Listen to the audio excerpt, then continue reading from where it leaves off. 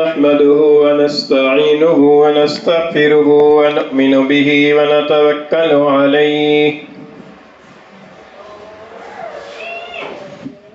ونعوذ بالله من شرور أنفسنا ومن سيئات أعمالنا من يهده الله فلا مضل له ومن يضلله فلا هادي له ونشهد أن لا إله إلا الله وحده لا شريك له ونشهد أن سيدنا وسندنا وحبيبنا وحبيب ربنا ومولانا ونبينا محمدا عبده ورسوله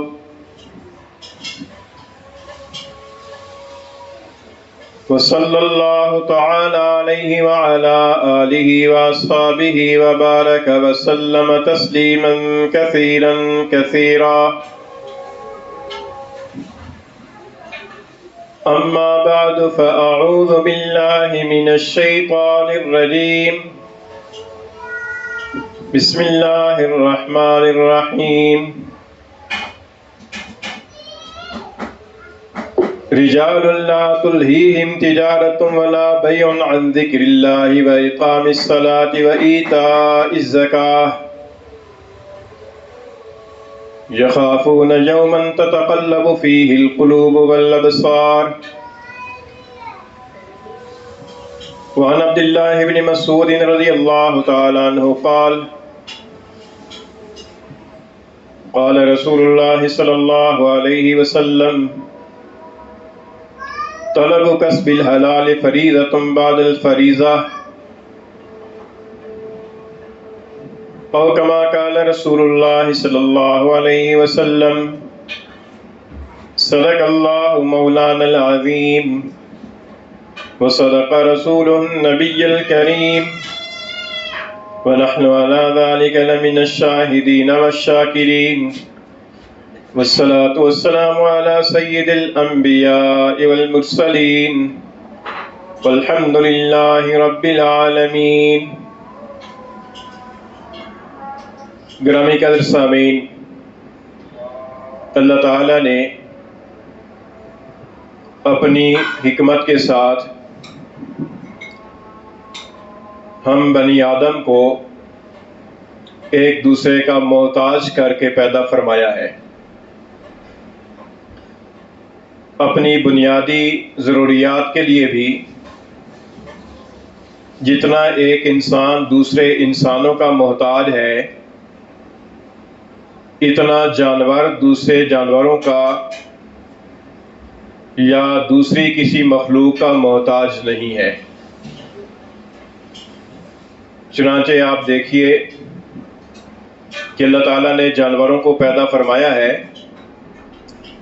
اور جانور اپنی خوراک کے حصول میں اپنے جیسے دوسرے جانوروں کے محتاج نہیں ہیں۔ گائے ہے، بکری ہے، بھیڑ ہے، اللہ تعالیٰ نے ان کو پیدا فرمایا،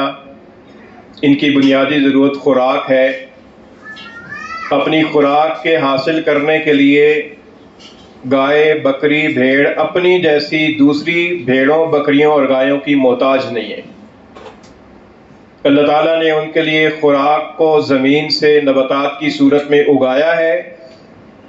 اور وہ وہیں سے اپنی خوراک کھا کر اپنی ضرورت کو پوری کر لیتی ہیں۔ چنانچہ چارہ کھانے والے جو جانور ہیں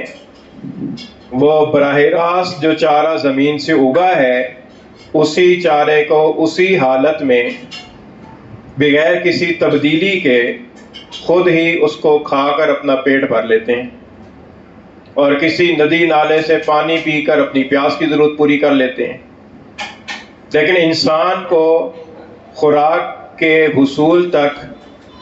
پہنچنے کے لیے بہت سارے مراحل سے گزرنا پڑتا ہے۔ انسان مثال کے طور پر گندم کی روٹی کھاتا ہے، لیکن گندم کی فصل اولاً تو خود بخود گندم اگتی نہیں ہے، کاشت کرنی پڑتی ہے، محنت کرنی پڑتی ہے، اور کاشت ہو جانے کے بعد پھر جب فصل تیار ہو جاتی ہے تو وہ اسی طریقے سے رف حالت کے اندر انسان کھا نہیں سکتا. اس کے فصل کے تیار ہو جانے کے بعد سے لے کر روٹی بن کر منہ کے سامنے آنے تک بہت سارے مراحل ہیں، اور بہت سارے انسانوں کے ہاتھ، بہت سارے انسانوں کی محنت اس کی پر لگتی ہے، پھر انسان کے کھانے کے قابل وہ ہوتی ہے. تو دیکھیے اللہ تعالیٰ نے جانوروں کو اتنا محتاج پیدا نہیں فرمایا جتنا انسانوں کو محتاج پیدا فرمایا ہے، اور وجہ اس کی حکمت ہے. سب سے بڑی حکمت تو آزمائش ہے. انسان دوسرے انسانوں کا اپنی ساری ضروریات کے اندر بہت حد تک محتاج ہونے کے باوجود بھی بعض انسان فرعون بن جاتے ہیں، اور بعض انسان سرکش، متکبر اور جابر بن جاتے ہیں. حالانکہ جانتے ہیں کہ ہم دوسرے انسانوں کے محتاج ہیں، لیکن اس کے باوجود جبر اور ظلم اور زبردستی اور تکبر اور فرعونیت اس کے اوپر آ جاتے ہیں. تو اگر یہ انسان دوسرے انسانوں کا محتاج نہ ہوتا تو پھر کیا حال ہوتا؟ تو اس لیے اللہ تعالیٰ کی بہت بڑی حکمت ہے، بہت بڑی کرم نوازی ہے کہ اللہ تعالیٰ نے ہم انسانوں کو دوسرے انسانوں کا محتاج کر کے پیدا فرمایا ہے، اور دوسرے انسانوں کے ساتھ ہم جب تک رہے نہیں اور ان کے ساتھ ہمارے تعلقات بحال نہ ہوں تو ہم زندگی نہیں گزار سکتے. اس ضروریات کے پورا کرنے کے لیے یہ جو محتاجی ہے، اس محتاجی کے اندر پھر انسان کو دوسرے انسانوں سے واسطہ پڑتا ہے. ایک انسان دوسرے انسان سے گندم خریدنے پر مجبور ہوتا ہے، کسی اور انسان سے کپڑا خریدنے پر مجبور ہوتا ہے، کسی انسان سے کپڑے کو سلوانے پر مجبور ہو جاتا ہے، اور کسی انسان کی منت کر کے وہ اپنے لیے مکان تیار کروانے پر مجبور ہو جاتا ہے، رہائش کے لیے مجبور ہو جاتا ہے. ان ساری چیزوں کی مجبوری کے لیے جب دوسروں کے ساتھ رابطہ کرتا ہے تو ظاہر ہے کہ دوسرے بھی انسان اس جیسے محتاج ہیں. وہ اپنی حاجات کو سامنے رکھتے ہیں کہ اس سے مجھے کیا ملے گا اگر میں اس کا یہ کام کروں گا. اس کی بنیاد پر پھر باہمی معاملات کو وجود ملتا ہے، اور باہمی معاملات جب وجود کے اندر آتے ہیں تو پھر اس کی وجہ سے انسانوں کی ضروریات ایک دوسرے سے پوری ہوتی ہیں. پھر جب جو انسان ضروریات پوری کرنے کے لیے ایک دوسرے کے محتاج ہوتے ہیں تو ایک انسان سوچتا ہے کہ میرے پاس یہ چیز ضرورت سے زائد ہے، اور وہ فلاں چیز جو میرے پاس نہیں ہے اس کی مجھے ضرورت ہے، تو اپنی ضرورت سے زائد چیز دوسرے کو دے کر اپنی ضرورت والی چیز اس سے لیتا ہے. اس کو تبادلہ کہا جاتا ہے، اور اس تبادلے کو فقہی زبان کے اندر بیع اور تجارت کہا جاتا ہے. تو یہ جو بیع اور تجارت ہے، تو ابتدا کے اندر تو جب انسان کو ایک دوسرے کی محتاجی پیش آئی اور معاملات اور تبادلے کی ضرورت پیش آئی تو انسان جنس سے تبادلہ کرنے لگا. ایک آدمی کے پاس گندم زیادہ ہے اور اسے ضرورت ہے کپڑے کی، اس نے گندم دے کر کپڑا لے لیا. ایک انسان کے پاس مکئی زیادہ ہے اور اسے ضرورت ہے دودھ کی، اس نے مکئی دے کر دودھ لے لیا. ابتدا کے اندر یہ تبادلہ اس طریقے سے چلتا رہا، لیکن بعد میں اللہ تعالیٰ نے انسان کو جو سوچ عطا فرمائی ہے، جو عقل عطا فرمائی ہے، اس کی بنیاد پر پھر رفتہ رفتہ انسان کرنسی کی تک پہنچا، اور شروع کے اندر سونے اور چاندی کے ذریعے سے تبادلہ شروع ہوا، اور پھر اس کے بعد مزید کرنسیاں وجود کے اندر آئیں، تانبے کے اور پیتل کے سکے اور دھات کے سکے بننے لگے. پھر اس کے بعد انسان کی سوچ اور ترقی کی اور انسان کاغذ کی کرنسی کی پر آ گیا. پھر کاغذ کی کرنسی کے بعد پھر چیک کے اوپر آ گیا، چیک کے بعد پھر ڈیبٹ کارڈ اور ATM کارڈ کی پر آ گیا، اور اب انسان ڈیجیٹل کرنسی کی پر آ گیا ہے کہ ایک ہی ملک اور ایک ہی شہر کے اندر رہتے ہوئے میل ہاں میل دوسرے ملک اور دوسرے شہر کے اندر موبائل کی ایپ کے ذریعے سے وہ اپنی رقم ٹرانسفر کر رہا ہے. تو یہ اللہ تعالیٰ نے انسان کو جو سوچ عطا فرمائی ہے، اس سوچ کے ذریعے سے انسان ترقی کرتے کرتے یہاں تک پہنچا ہے، اور آئندہ چل کر پتہ نہیں کیا ترقی کی پوزیشن ہوگی اور آئندہ چل کر کیا کیا چیزیں وجود میں آ جائیں گی. تو اس لیے یہ جو انسان کی اللہ تعالیٰ نے انسان کو دوسروں کا محتاج پیدا فرمایا ہے، تو اس کے اندر اللہ تعالیٰ کی بہت ساری حکمتیں ہیں اور بہت ساری جو مخفی طاقتیں اور مخفی خزانے ہیں جو اللہ تعالیٰ نے زمین و آسمان میں چھپا رکھے ہیں. انسان کی اس سوچ اور اس ضرورت کی بنیاد پر ان چیزوں کو وجود ملتا ہے، اور پھر بہت ساری چیزیں ایجاد ہوتی ہیں. آپ دیکھیے کہ جانور ابھی تک اسی نہج پر ہیں جس نہج کی پر آدم علیہ السلام کے زمانے میں تھے، آج بھی اسی طریقے سے کھا رہے ہیں. رف حالت کے اندر کھا رہے ہیں، رف حالت کے اندر رہ رہے ہیں. لیکن انسان کو اللہ تعالیٰ نے ایسی سوچ عطا فرمائی ہے کہ انسان کے کھانوں کے اندر اس قدر تنوع آ گیا ہے، اس کے اندر اس کی قسمیں بن گئی ہیں کہ انسان کو ساری قسموں کو شمار کرنا بھی مشکل ہے کہ کس کس قسم کی چیزیں آ گئی ہیں اور کس کس طریقے سے انسان جو ہے نا اپنی خوراک کو کھا رہا ہے.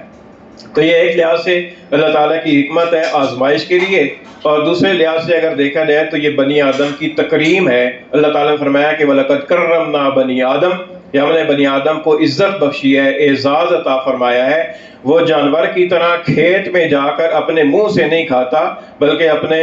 دسترخوان بچھا کر یا ٹیبل اور میز اور کرسی کی پر رکھ کر ایک مہذب طریقے سے پلیٹ کے اندر ڈال کر ہاتھوں کے ساتھ کھاتا ہے اور ہاتھوں کو بھی پہلے دھوتا ہے. تو یہ اللہ تعالیٰ کی طرف سے تکریم ہے بنی آدم کی. تو اللہ تعالیٰ نے بنی آدم کو ایک تکریم اور ایک اعزاز عطا فرمایا دوسرے جانوروں کے مقابلے میں.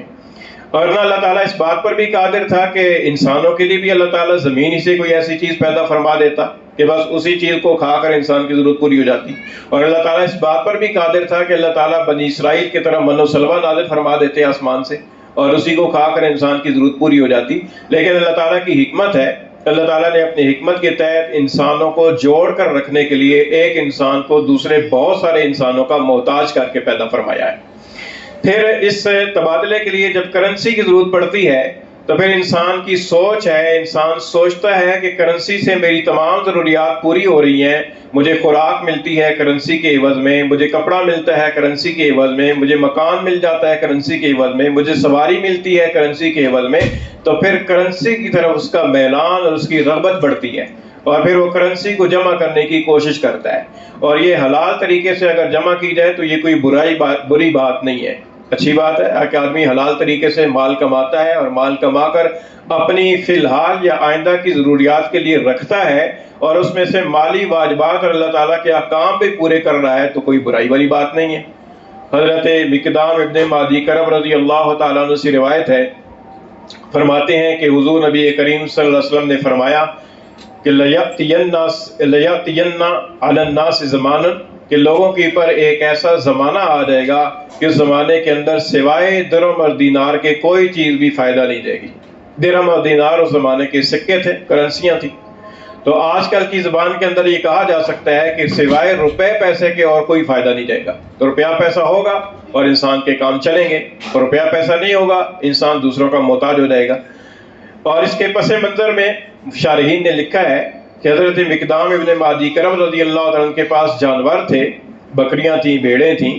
اور وہ ان کا دودھ بیچتے تھے اور دودھ بیچنے کے عوض میں جو کرنسی آتی تھی اس کرنسی کو جمع کرتے تھے. تو کسی نے ان کی پر اعتراض کے طور پر کہا کہ آپ دودھ بیچتے ہیں، تعجب کے طور پر، ایک اعتراض کے اور ایک تعریض کے طور پر کہا.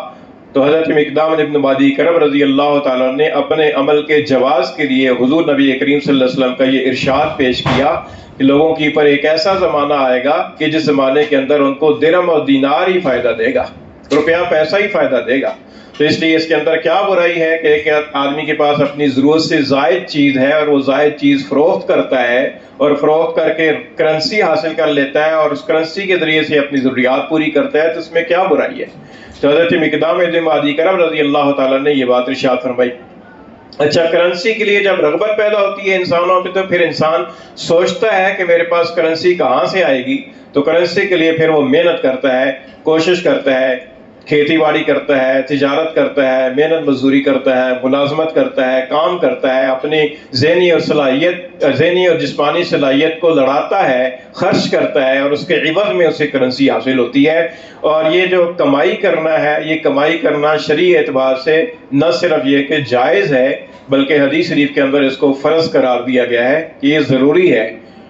حضرت عبداللہ بن مسعود رضی اللہ تعالیٰ عنہ سے روایت ہے، فرماتے ہیں کہ رسول اللہ صلی اللہ علیہ وسلم نے فرمایا کہ طلب و کسب الحلال فریضۃ بعد الفریضہ، کمائی، حلال کمائی کا تلاش کرنا، کسی حلال کمائی کا ذریعہ تلاش کرنا اور اس کے اندر لگ جانا، فرمایا کہ یہ ایک فرض کے بعد فرض ہے. یعنی پہلی اور اولین درجے کا جو فرض ہے وہ تو یہ ہے کہ آدمی اللہ تعالیٰ کی عبادت کرے، اللہ تعالیٰ کے احکام کو بجا لائے، ایمان لائے، اللہ تعالیٰ کی عبادت کرے، لیکن ثانوی درجے کے اندر اس کے بعد پھر یہ بھی فرض ہے کہ آدمی اپنے لیے حلال کمائی کا کوئی ذریعہ تلاش کرے، اس کو اختیار کرے اور اس کے ذریعے سے اپنی ضروریات پوری کرے۔ اس کے اندر حکمت کیا ہے؟ حکمت اس کے اندر یہ ہے کہ اگر کوئی آدمی طلب حلال کے اندر نہیں لگے گا تو نتیجتاً جب اس کی ضروریات وہ آ جائیں گی، مجبور ہو جائے گا، تو مجبور ہو کر یا وہ چوری کرے گا دوسرے کا مال، یہ جرم ہے، گناہ ہے، اور یا وہ پھر دوسروں کے دستے نگر ہو جائے گا، دوسروں سے مانگے گا، تو مانگنا بھی برا کام ہے، ذلت والا کام ہے، اور یا پھر یہ ہے کہ وہ اسی طریقے سے ضروریات اس کی رکے رہیں گی اور اس کے عبادت کے جو کام جو اولین فریضہ ہے وہ بھی اس سے ادا ہونے سے رہ جائے گا۔ تو اس لیے یہ فرمایا گیا ہے کہ یہ فرض کے بعد ایک فرض ہے۔ اور پھر دوسری بات یہ ہے کہ ہر انسان کے زیر کفالت کچھ ایسے افراد ہوتے ہیں کہ جو کمائی کے قابل نہیں ہوتے، چھوٹے بچے ہوتے ہیں، ان کا نان نفقہ بھی اللہ تعالیٰ نے بڑوں کے ذمہ ڈالا ہے اور بڑوں کو اس کا پابند کیا ہے کہ وہ حلال طریقے سے کما کر چھوٹوں کی پر بھی خرچ کریں اور چھوٹوں کی جو ضروریات ہیں ان کو بھی پورا کریں۔ تو اس لحاظ سے یہ جو کمائی کا کوئی حلال ذریعہ اختیار کرنا ہے، یہ صرف یہ نہیں کہ جائز ہے بلکہ اس کو فرض قرار دیا گیا ہے کہ یہ فرض ہے۔ پھر علماء کرام نے اس کے اندر تفصیل بیان کی ہے کہ ایک ایسا درجہ کہ جس کے اندر اس کی اپنی اور اپنے اہل و عیال کی ضروریات پوری ہو جائیں، یہ تو فرض ہے، اور اس کے بعد بھی مزید کمائی کرتا ہے تو مزید کمائی کرنا مباح ہے، بشرطے کہ وہ مالی واجبات بھی ادا کرتا ہو اور مزید کمائی کرنے کے نتیجے کے اندر اللہ تعالیٰ کے احکام سے غافل بھی نہ ہوتا ہو، یہ شرط ہے۔ چنانچہ جو آیت کریمہ میں نے آپ کے سامنے تلاوت کی ہے،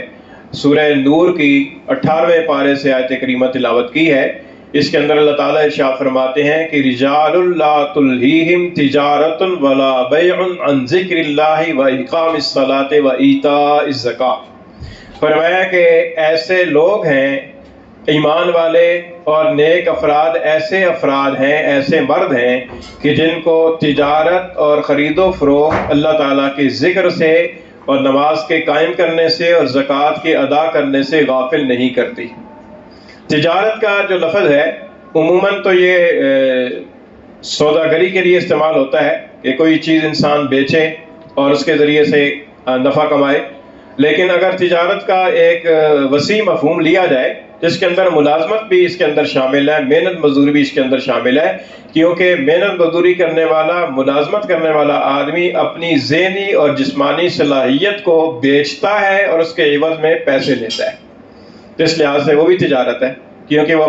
اپنا وقت دیتا ہے دوسرے کو، اپنی صلاحیت دوسرے کو دیتا ہے، اپنی جسمانی اور ذہنی صلاحیت دوسرے کے لیے استعمال کرتا ہے اور اس کے بدلے میں دوسرا اسے معاوضہ دیتا ہے، تو یہ بھی ایک لحاظ سے تجارت بن جاتی ہے۔ تو فرمایا کہ یہ ایسے لوگ ہیں کہ جن کو تجارت اور خرید و فروخت ان کو اللہ تعالیٰ کی یاد سے، نماز کے قائم کرنے سے اور زکوٰۃ کی ادا کرنے سے غافل نہیں کرتی۔ اس کا حاصل یہ نکلا کہ تجارت کرنا حلال طریقے پر اور حلال چیز کی تجارت کرنا جائز ہے، اور ملازمت اور محنت مزدوری کرنا، حلال کام کی محنت مزدوری کرنا، حلال کام کی ملازمت کرنا بالکل جائز ہے، بشرطے کہ اس کے اندر دھوکہ فراڈ اور جھوٹ نہ ہو۔ لیکن اس کے لیے شرطیں آیت کریمہ کے اندر 3 بیان فرمائی گئی ہیں۔ پہلی شرط یہ ہے کہ وہ ملازمت، وہ محنت مزدوری، وہ تجارت انسان کو اللہ کی یاد سے غافل نہ کرے۔ اللہ کے ذکر سے مراد ایک تو یہ ذکر ہے نا، جیسے ہم پڑھتے ہیں سبحان اللہ، الحمدللہ، لا الہ الا اللہ، اللہ اکبر، یہ بھی ذکر ہے، لیکن ذکر کا جو ایک وسیع مفہوم ہے وہ ہے اللہ تعالیٰ کی اطاعت، کیونکہ حدیث شریف کے اندر آتا ہے کہ کل مطیع للہ فہو ذاکر،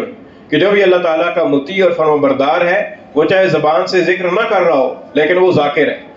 تو اللہ تعالیٰ کا ذکر ہے، اللہ تعالیٰ کا ذکر کر رہا ہے، اللہ تعالیٰ کی یاد کر رہا ہے۔ مثال کے طور پر ایک آدمی حلال طریقے سے تجارت کر رہا ہے اور تجارت کے دوران وہ زبان سے سبحان اللہ الحمدللہ نہیں کہہ رہا، زبان سے وہ سودے کی بات کر رہا ہے کہ یہ چیز اتنے کی ہے، یہ چیز اتنے کی ہے، اتنے کی بیچوں گا، اتنے کی بیچوں گا، اور اس تجارت کے دوران وہ اللہ تعالیٰ کے کسی حکم کے خلاف بھی نہیں کر رہا، جھوٹ نہیں بول رہا، دھوکہ نہیں دے رہا، ملاوٹ نہیں کر رہا، ناپ تول میں کمی نہیں کر رہا، تو یہ جو سوداگری کی باتیں ہیں، یہ باتیں بظاہر تو سبحان اللہ الحمدللہ نہیں ہیں، لیکن یہ بھی ذکر ہے کیونکہ اللہ تعالیٰ کی اطاعت کے اندر لگا ہوا ہے۔ خاص طور پر اس وقت کہ جب وہ یہ تجارت اس غرض سے کرے کہ اللہ تعالیٰ نے میرے اوپر میرا اور میرے اہل و عیال کا خرچہ لازم کیا ہے، میں اس نیت سے کر رہا ہوں. تو جب اس نیت سے کرے گا تو وہ خود بخود جو ہے نا وہ عبادت شمار ہوگی. اور اس لحاظ سے آدمی جو ہے نا وہ دائماً مطیع ہوگا، اللہ تعالیٰ کے حکم کے خلاف نہ کرے. ایک تو اس ذکر سے مراد یہ ہے کہ اللہ تعالیٰ کے احکام کی خلاف ورزی نہ کرے. یہ تجارت اسے اس بات پر آمادہ نہ کرے کہ یہاں پر جو ہے نا فائدہ زیادہ مل رہا ہے لیکن جھوٹ بولنا پڑے گا اور وہ جھوٹ بول دے، تو یہ اللہ تعالیٰ کی اطاعت نہیں، اللہ تعالیٰ کی ذکر سے غفلت ہے. اسی طریقے سے اگر کوئی آدمی سودا بیچ رہا ہے اور سوچتا ہے کہ اس کے اندر تھوڑی سی ناپ تول کے اندر کمی کروں گا تو مجھے فائدہ زیادہ ہو جائے گا، تو وہ اگر ایسا کرے گا تو یہ اللہ تعالیٰ کی ذکر کے خلاف ہے، اللہ تعالیٰ کی اطاعت اور فرمانبرداری کے خلاف ہے، یہ نافرمانی اور گناہ ہے.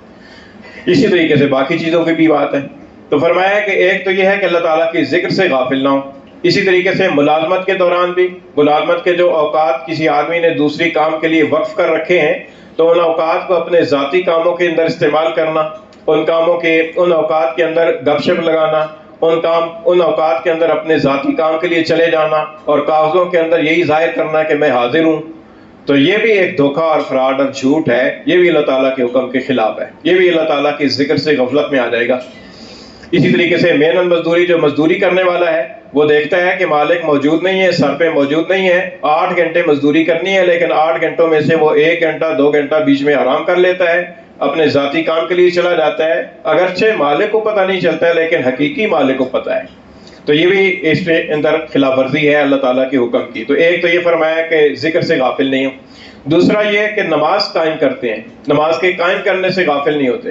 اب بہت سارے ملازمین، بہت سارے تاجر پیشہ لوگ ایسے ہیں کہ اپنی تجارت کی وجہ سے اور ملازمت کی وجہ سے وہ نماز کو چھوڑ دیتے ہیں. نماز کا وقت ہو گیا ہے لیکن دکانداری کے حرج کی وجہ سے نماز کے لیے نہیں جائیں گے، نماز قضا کر دیں گے. اور نماز کا وقت ہو گیا ہے لیکن ملازمت کا جو کام ہے، دفتری کام کے حرج کی وجہ سے نماز کے لیے نہیں جائیں گے، اس کام میں لگے رہیں گے. تو یہ اللہ تعالیٰ کے حکم نماز کے قائم کرنے سے غفلت کرنے والی، غافل کرنے والی تجارت اور غافل کرنے والی ملازمت ہے. ایسا نہ ہو. نبی کریم صلی اللہ علیہ وسلم کے زمانے میں 2 صحابی تھے. وہ صحابی، ان میں سے ایک صحابی تجارت کرتے تھے، کوئی چیز تول کر بیچتے تھے، اور دوسرے صحابی جو تھے وہ لوہے کا کام کرتے تھے. لوہے کی بھٹی تھی، لوہا گرم کرتے تھے بھٹی کے اندر اور پھر اپنے ہتھوڑے کے ذریعے سے اس کو اپنی مرضی کے مطابق نرم کرتے تھے.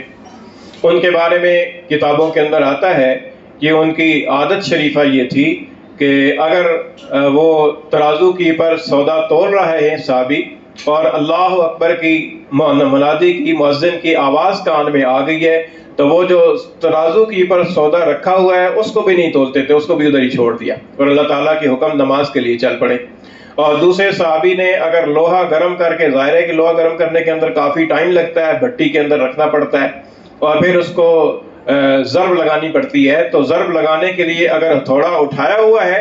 اور اللہ اکبر کی آواز کان میں آ گئی ہے تو ہتھوڑا پیچھے گرا دیا اور اللہ کی نماز کے لیے چل پڑے. تو یہ صحابہ کرام کا عمل تھا. حضرت سالم جو کہ حضرت عمر رضی اللہ تعالیٰ عنہ کے پوتے ہیں اور حضرت عبداللہ رضی اللہ تعالیٰ عنہ کے بیٹے ہیں، فرماتے ہیں کہ حضرت عبداللہ بن عمر رضی اللہ تعالیٰ عنہ میرے والد فرمایا کرتے تھے کہ بازار کے اندر چلتے ہوئے دیکھا کہ اذان کی آواز آئی اور فوراً لوگوں نے اپنے کاروبار اور دکانیں بند کی اور نماز کے لیے چل پڑے. تو فرمایا کہ انہی لوگوں کے لیے یہ آیت نازل ہوئی ہے، رجال لا تلہیہم تجارت ولا بیع عن ذکر اللہ واقام الصلاۃ وایتاء الزکاۃ. لیکن ہمارا حال کیا ہے؟ ہمارا حال یہ ہے کہ ہم کام میں جت جائیں، مزدوری میں لگ جائیں، ملازمت پہ لگ جائیں، تجارت میں لگ جائیں، تو پھر کیا ظہر، کیا عصر، کیا مغرب، کیا عشاء، ساری نمازیں قضا کر دیتے ہیں اور نماز کے قضا ہونے کی کوئی پرواہ نہیں کرتے اور ہم سمجھتے ہیں کہ یہ زیادہ ضروری ہے. حالانکہ اس کے لیے شرط یہ ہے کہ اللہ تعالیٰ کے ذکر سے غفلت نہ ہو، نماز کے قائم کرنے سے غفلت نہ ہو. تیسری چیز فرمایا کہ زکوٰۃ کی ادائیگی سے بھی غافل نہ ہو، کیونکہ تجارت ہے، ملازمت ہے، پیسہ آ رہا ہے اور پیسہ کمانا حلال طریقے سے کوئی غلط نہیں ہے، جمع کرنا بھی ٹھیک ہے، لیکن پیسہ جمع ہو جائے گا تو پھر اس کی زکوٰۃ بھی لازم ہوگی. تو ایسا نہ ہو کہ یہ تجارت اور یہ ملازمت اور یہ پیسے کی محبت جو ہے وہی زکوٰۃ کی ادا کرنے سے انسان کو غافل کر دے. بہت سارے تاجر ایسے ہیں کہ اپنی تجارت کی، مال تجارت کی زکوٰۃ صحیح طریقے سے ادا نہیں کرتے، رفلی ایک اندازہ لگا کے دے دیتے ہیں اور صحیح طریقے سے حساب نہیں کرتے. بہت سارے ملازمین ایسے ہیں کہ جن کے پاس پیسے جمع ہوتے رہتے ہیں، تنخواہوں سے بچ بچ کے جمع ہوتے رہتے ہیں، نصاب کے برابر ہو جاتے ہیں، لیکن زکوٰۃ نہیں دیتے یا صحیح طریقے سے زکوٰۃ نہیں دیتے۔ تو یہ تین چیزیں اللہ تعالیٰ نے یہاں پر ذکر فرمائی ہیں۔ فرمایا کہ یہ ایسے مومن صالح ایسے لوگ ہوتے ہیں کہ جن کو اللہ تجارت اور خرید و فروخت اور ملازمت اور محنت مزدوری اور کھیتی باڑی یہ اللہ تعالیٰ کی یاد سے، اللہ تعالیٰ کے احکام کی خلاف ورزی پر آمادہ نہیں کرتی، اور اللہ تعالیٰ کے نماز قائم کرنے اور زکوٰۃ کے ادا کرنے سے ان کو غافل نہیں کرتی۔ تو یہ چیز ضروری ہے کہ آدمی کسب معاش کے اندر لگے، اور کسب معاش کے اندر لگنے کے بعد پھر ان چیزوں کا دھیان رکھنا بھی ضروری ہے۔ تو یہ بات ہے کہ اللہ تعالیٰ نے جب انسان کو محتاج پیدا فرمایا تو پھر انسان کے ہاتھ اللہ تعالیٰ نے باندھے نہیں ہیں، بلکہ انسان کو اللہ تعالیٰ نے کھلی اجازت دی ہے کہ اصول و ضوابط کی اور شرعی احکام کی لحاظ اور رعایت رکھتے ہوئے وہ پیسہ کما سکتا ہے، کیونکہ اس کی ضرورت ہے، اس نے ضرورت پوری کرنی ہے، بلکہ اس کی ترغیب دی گئی ہے اور فرمایا گیا کہ طلب الکسب کہ حلال کمائی جو ہے نا، یہ اس کا کمانا، اس کا ذریعہ تلاش کرنا، یہ نہ صرف جائز ہے بلکہ فرض کے بعد فرض ہے، اس کو فریضے کے طور پر ادا کرنا ضروری ہے۔ ایک اہم بات جو کہ مال کے کمانے کے اندر ضروری ہے وہ یہ ہے کہ مال حرام طریقے سے نہ کمایا جائے۔ حرام طریقے سے کمانے کی ایک صورت تو یہ ہے کہ ذریعہ معاش ہی حرام ہو سرے سے، جیسے سود کا لین دین اور جیسے رشوت کا لین دین۔ حدیث شریف میں آتا ہے کہ رسول اللہ صلی اللہ علیہ وسلم نے سود کے لینے والے پر، سود کے دینے والے پر اور سودی معاملہ کروانے والے پر اور اس کے اوپر گواہ بننے والے پر سب پر لعنت فرمائی، اور فرمایا کہ یہ سارے برابر ہیں۔ تو ایک تو یہ معاملہ نہ ہو۔ دوسرا یہ ہے کہ رشوت کے لین دین کو اللہ کے رسول نے حرام قرار دیا، فرمایا کہ الراشی والمرتشی کلاہما فی النار، رشوت لینے والا دینے والا دونوں جہنم کے اندر جائیں گے۔ تو ایک تو یہ حرام طریقہ ہے، بالکل یہ حرام۔ اور اسی طریقے سے بعض چیزیں ایسی ہیں کہ جن کی خرید و فروخت کو حرام قرار دیا گیا ہے، اور ان کا خرید و فروخت کرنا، ان کی تجارت کرنا جائز نہیں ہے، جیسا کہ شراب کی تجارت کرنا، خنزیر کی تجارت کرنا یا مجسموں کی تجارت کرنا، یہ منع ہے، اس سے منع کیا گیا ہے۔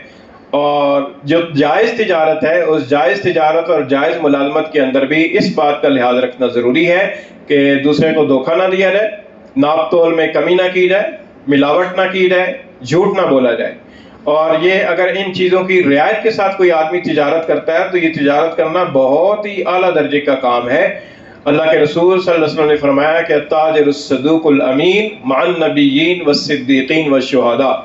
کہ یہ جو سچا اور امانت دار تاجر ہے، سچائی کے ساتھ، دیانتداری کے ساتھ تجارت کرنے والا آدمی ہے، فرمایا کہ اس کا حشر قیامت کے دن انبیاء، صدیقین اور شہداء کے ساتھ ہوگا۔ تو جو جائز تجارت ہے، اس جائز تجارت کے اندر بھی یہ ضروری ہے کہ وہ اس کے اندر کوئی ناجائز کام کا عنصر شامل نہ ہو، دھوکہ نہ ہو، جھوٹ نہ ہو، ملاوٹ نہ ہو، ناپ تول میں کمی نہ ہو، اور عیب والی چیز کو زیادہ عیب چھپا کر نہ بیچا جائے، اور گھٹیا چیز کو بڑھیا قیمت پر اور بڑھیا قیمت کی بتا کر نہ بیچا جائے، 2 نمبر چیز کو 1 نمبر بتا کر نہ بیچا جائے۔ تو یہ بہت ساری چیزیں ہیں جو جائز تجارت کے اندر بھی، جیسے کریانے کی تجارت ہے، سبزی کی تجارت ہے، دوائیوں کی تجارت ہے، کپڑے کی تجارت ہے، جوتوں کی تجارت ہے، ان کے اندر بھی ان چیزوں کا لحاظ رکھنا ضروری ہے۔ اسی طریقے سے ملازمین کے لیے بھی ضروری ہے کہ جو انہوں نے اوقات سرکار کے کام کے لیے یا پرائیویٹ ادارے کے کام کے لیے انہوں نے وقف کر دیے ہیں اور دے دیے ہیں، ان اوقات کو خالص اسی کام کے لیے صرف کریں۔ ایسا نہ ہو کہ اس کام کے اس وقت کے دوران اس وقت کو اپنے ذاتی کاموں میں استعمال کرتے رہیں۔ ہمارے اکابرین علماء دیوبند کے بارے میں آتا ہے کہ جب درسگاہ میں بیٹھتے تھے سبق پڑھانے کے لیے، تو اگر اس دوران کوئی مہمان آ جاتا تھا تو وقت نوٹ کر لیتے تھے کہ یہ مہمان اتنے وقت پر آیا ہے اور اتنے وقت پر گیا ہے۔ تو اگر 15 منٹ 20 منٹ مہمان کے ساتھ صرف ہوئے ہیں، اس کو نوٹ کر لیتے تھے۔ پھر پورا مہینہ یہ اگر سلسلہ چلتا ہے تو اس کے بعد پورے مہینے کے بعد دیکھتے تھے کہ اس کے گھنٹے کتنے بنتے ہیں، اور ان گھنٹوں کے لحاظ سے ہمارے لیے کتنی تنخواہ کٹوانا ضروری ہے، اتنی تنخواہ وہ کٹواتے تھے۔ تو یہ تقوی والی بات ہے، تو ہمیں بھی ایسا کرنا چاہیے۔ تو ایسا نہ ہو کہ آدمی کسب معاش کے اندر لگے تو پھر اللہ تعالیٰ کے احکام سے غافل ہو جائے۔ ان چیزوں کا لحاظ کرنا اور ان کا رعایت کرنا بہرحال ضروری ہے۔ اور عبادت جو ہے نا، نماز قائم کرنا، زکوٰۃ ادا کرنا، یہ اولین فریضہ ہے۔ کسب معاش کی وجہ سے اس کی پر کوئی حرف اور کوئی فرق نہیں آنا چاہیے۔ اللہ تعالیٰ عمل کی توفیق عطا فرمائے۔